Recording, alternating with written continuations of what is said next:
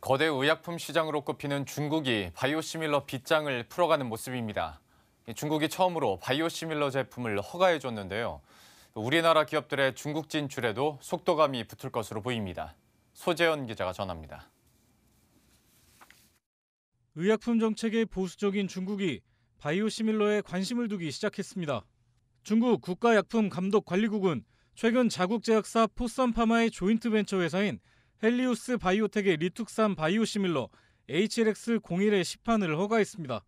중국 역사상 첫 번째 바이오시밀러 탄생은 정책 변화가 있었기 때문에 가능했습니다.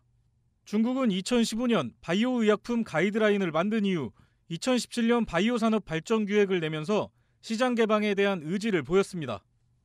지난해까지 자국 기업과 합작사를 설립하고 기술 이전만 허용하던 제도를 중국 기업이 임상, 허가, 판매를 담당하면 판권 계약 형식으로 바이오시밀러를 드릴 수 있도록 제도를 손봤습니다.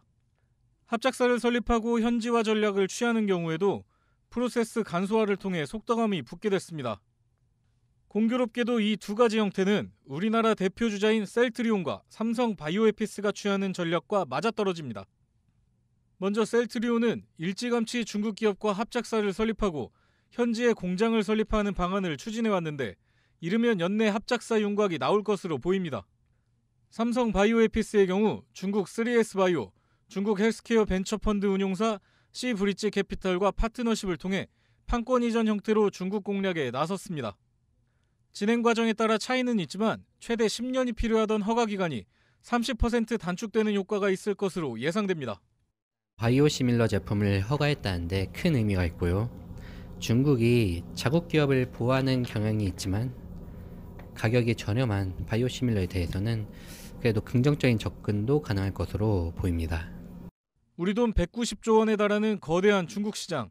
중국이 바이오 의약품에 대한 개방 의지를 드러낸 만큼 국내 기업들의 빠른 진출이 승부를 가를 것으로 보입니다.